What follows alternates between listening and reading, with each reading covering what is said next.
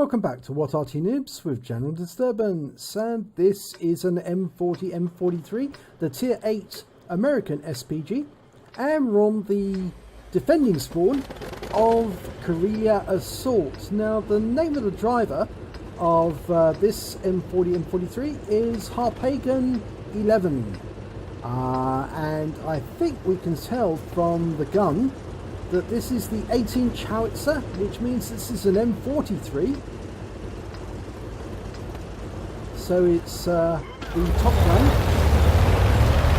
Okay, battle is commenced, and Harpagon is moving to his firing position, and he's going the direct route. He's going directly backwards. Meanwhile, the SU-14-1 there is actually just reversing. Now that's a bit inefficient. You can see he's even being overtaken by the SU-8 there. But yep, he's going into the back area. And I'm not sure what the SU-8 is doing. He's just stopped there. Very odd. If he stays in that position, he might be spotted if the enemy sends somebody up by the to the ramp. Okay, and Harpagon has extended his aim, and he's looking for targets. Now he's just moving to get into position. I think he's happy now. Reticule is settling down, and he's aiming at the corner where the enemy first appears normally. But I think actually on this occasion it might be that Harpagon's forces will extend past that particular point. So it might be better to actually aim a little further back. Pre-aiming is a very good idea for Arty, because you never know. If you can find the regular places that enemy appear, you can hit them very, very quickly before they even, the moment they've been spotted. Actually, he was right to aim at that particular point, because the enemy has turned up here. There's a T-29 side-scraping like a boss. And that round went in, and the VK-2801 moved directly into the line of the shell and caught a massive amount of splash. 275 hit points. T-29 was stunned as well, but he moved forward to alleviate his stun, to prevent him being hit whilst he was stunned. Reload's still underway. That VK got hit again. I think that was from the SU-8 or the 14-1. The SU-14-1. And he's thought better and he's moving away.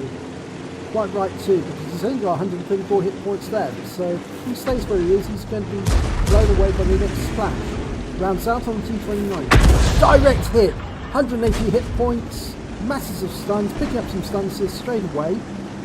Tracked him in a very good position. He's not side-scraping at all, he's just face on to anybody who pokes his head round the corner. But they do have a patch though, a little further off actually. That patch is being a bit of a problem. I wonder if Harpagon's going to aim at the Panther next. He's poking his head down that corner and laying down a lot of fire. He's in a virtual hold-down position. I think the SU-8 just hit him. Pretty sure that was an SU-8 shell just went into the Panther. There's also a T-44-100, but he's taken a lot of punishment by being a bit naughty. And that round, oh, that's the Bombardier! He took out the T-29 and the T-44-100 with one shot. It went right between the two of them and took them both out. Yeah, I think he's saying thank you very much for that one. That was a pretty good shot, that was.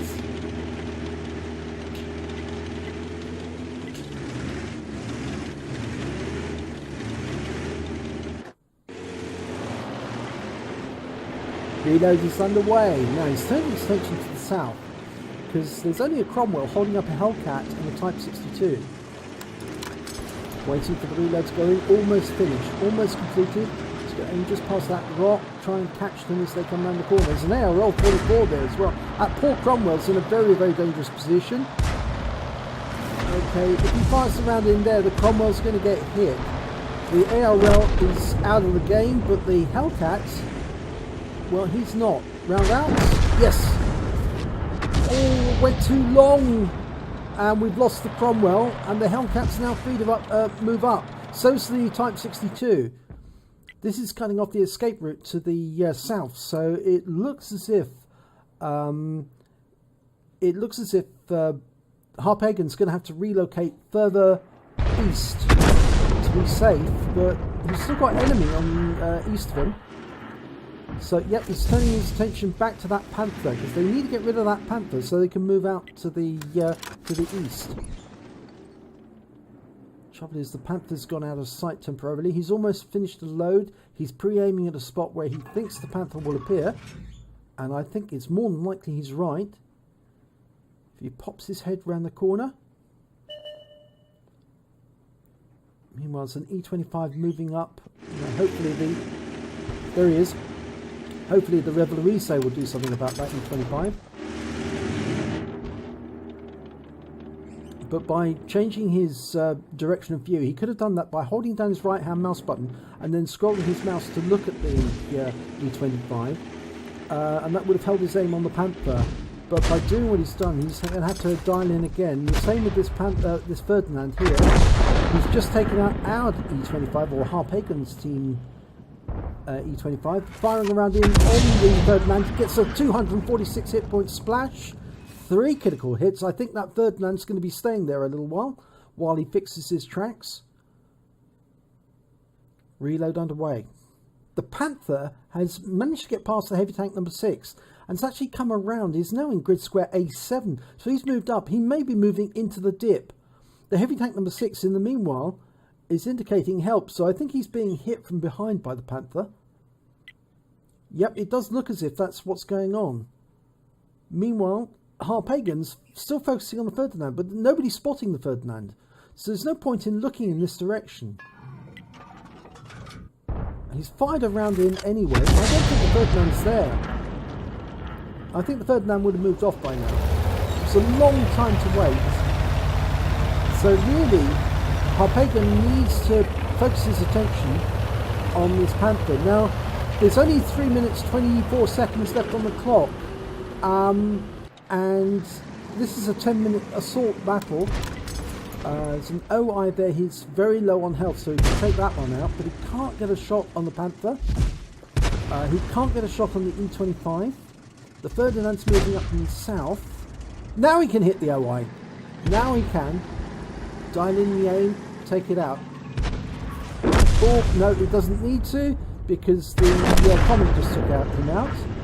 And unfortunately, they lost the Jagdpanther.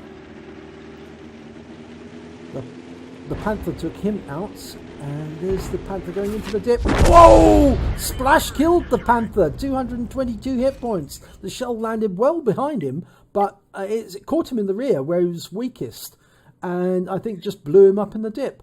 So now the route to the north is actually open. He can move if he needs to. Only that E25 is moving to try and stop anybody escaping. There's only 4 left on their team. And there's 2 minutes 15 seconds left on the clock. So it's getting very close now. Now we know that Ferdinand's coming up from the south, but he is still badly damaged, so there's a possibility that he could be shotgunned. That's the 2-minute warning. The E25 is still going around in the dip. He's not moving up because there's an SU-100, a Comet and a Revoluise there, which is sort of like preventing him from doing anything more because it's 3-1. The T-34-85 is sitting in the dip. Oh! Now that round hit home. I wonder if the Ferdinand's still there, or did that hit the wreck of the E25? It might be that it did hit the Ferdinand. But we can see a VK3001D coming up as well into grid square E2. Now that's going to cut off the escape to the south. 1 minute 17 seconds to go. It's getting very close. They've still got 4 defenders. The enemy's going to have to get a move on, otherwise they're going to lose this. He's almost reloaded, but that VK is coming up to the gap between the rocks. He fires another round in. Oh, he has killed the Ferdinand. It was there. My apologies. He was right. The Ferdinand was still in that position. He's taking a very defensive position. Well, that certainly helped. Now he can, if he wanted to, dash behind the rock, behind the VK, and the enemy won't see him until he appears from the other side of the rock at C1. Okay, they just lost the Revolution. So it's only the Comet and the SU-100. The Comet's just been taken out. There's 22 seconds left on the clock. They've got to come for him soon or they're not going to win this. The SU-100 is defensive over on the east side in A7. 7 seconds. 6, 5, 4, 3, 2, 1. Oh, he's been hit by the VK3001 and they've lost the SU-100. The SU-100 was taken out by the M12. Oh my God. At the last second, at the very last second in the game, the SU-100 was taken out by the enemy M12 and Harpagon was actually hit by the 3001D, but it's a Kolobanov. He was the last one alive. Even though he was badly damaged by that shot, he survived. And so it's a third-class tanker for Harpagon 11 in the M40, M43. He also picked up a Bruiser Medal for getting at least 5 critical hits. He got 8 in that battle. He got a Fighter Medal for doing at least 4 kills. That's exactly what he got. He got the Kolobanov Medal, the medal that everyone would like to get for standing alone against more than 5 enemies or 5 enemies and surviving. And of course he picked up a Bombardier when he took out that VK2801 and the T29 with one single shot. So well done indeed. Let's have a look at the team scores. Well, he came top on damage with 2,039 hit points. He came top on kills with 4. And he came top when it came to base XP of 752 base experience points. He fired 9 rounds, got 3 direct hits, 3 penetrations, 7 splash, did damage of 2,039 hit points, all at more than 300 meters. He received 1 hit from the VK3001D, and it was a penetration. He also damaged 5 of the enemy but killed 4 of them. Did stun assistance damage of 559 hit points off 6 stuns. On a premium account, he earned 33,284 credits. After repair and ammunition resupply, he still had 13,561 credits. And he received the base XP on the premium account of 1,129, and he had a personal reserves bonus going as well, so 564 for that. And that meant he had 1,692 experience points taken away. So well done indeed, Kolobanov and a Bombardier. So that's pretty good result from just one battle. And it was a very last minute thing, because if that VK3001D had managed to get an ammo rack, then that would have ended the game there and then with a win for them.